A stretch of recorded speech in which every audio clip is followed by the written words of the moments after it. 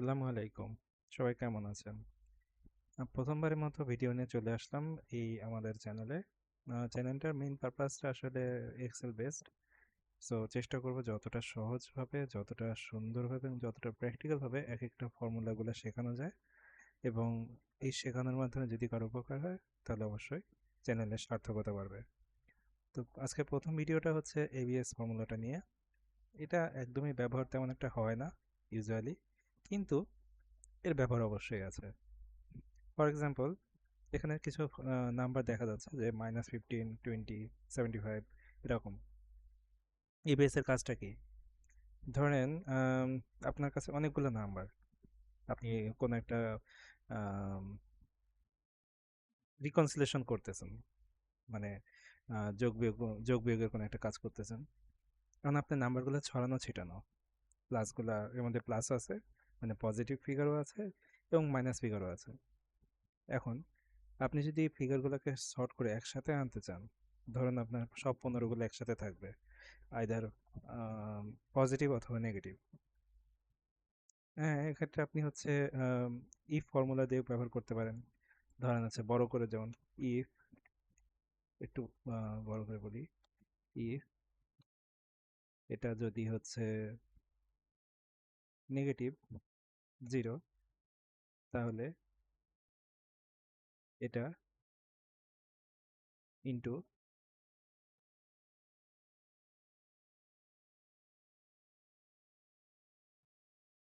Two,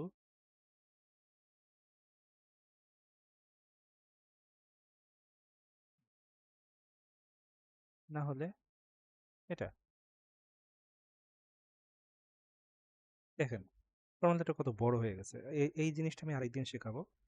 আহ, মানে আরেকটা video বানাবো এটা নিয়ে। অনেকে কিন্তু ইফের নর্মাল ফর্মুলা জানে, কিন্তু ইফ দিয়ে যে অনেক কিছু করা যায় এটা আরেকটা ভিডিওতে জানাবো।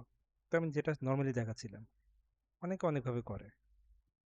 এখন এরকম মনে করেন অনেক ডেটা আছে, সেক্ষেত্রে কি করব? এবিএস ফর্মুলাটা আমার একদম সিম্পল একটা জিনিস। এবিএস কি? অ্যাবসোলুট। আপনার মানে নাম্বারটাকে অ্যাবসোলুট করে দেয়, either positive or negative, just a number. উদাহরণ, এ বি এস, এটা দিলাম 15। সিম্পল, তাই না? একদম ইজি। এখন এর আরেকটা পরিধি দেখানোর চেষ্টা করতেছি উদাহরণস্বরূপ।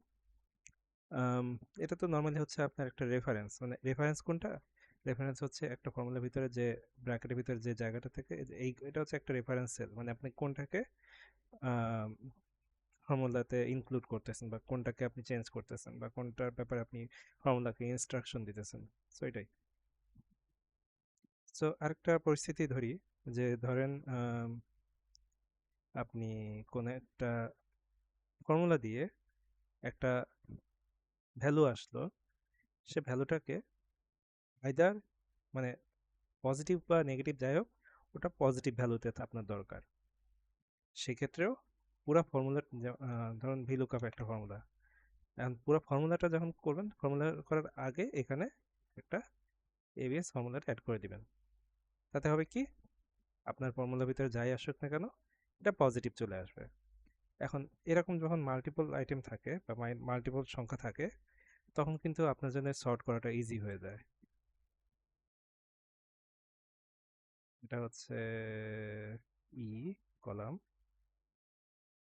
দেখি, দেখেন সর্ট করলে কত সুন্দর ইজিলি একটা সর্টিং চলে আসলো। আর এটা যদি এরকম কোনো একটা সর্টিং হতো, ডি, কোনো ধারা নাই, তো জিনিসটা অনেক ইজিয়ার হয়।